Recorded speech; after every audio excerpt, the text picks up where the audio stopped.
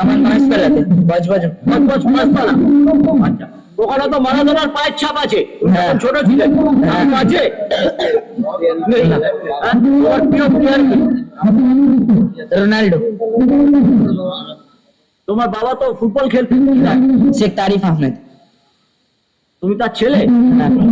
দেখুন, 70 দশকের ফুটবলাররা প্রায় অমৃত ঝরে পড়ে তাদের কথায়, তাদের একটা ছেলেও কিন্তু ফুটবলার হয়নি। কিন্তু তারিক আহমেদ 90 দশকের শেষ, এই দশকের প্রথম ফুটবল খেলে নজর পেয়েছিল।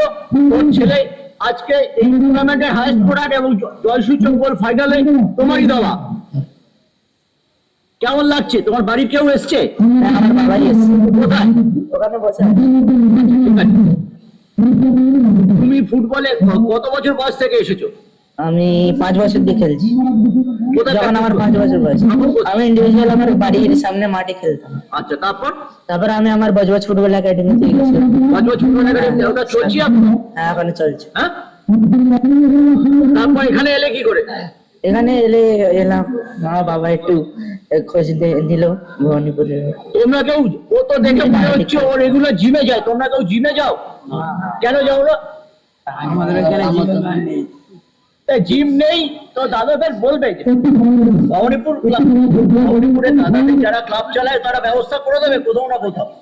একটু বাড়তি উত্তর দেখাতে হবে। ও চেয়ারা বলে যাচ্ছে তুমি নিয়মিত জিমে যাও। এই জায়গাটায় কিন্তু মাসাল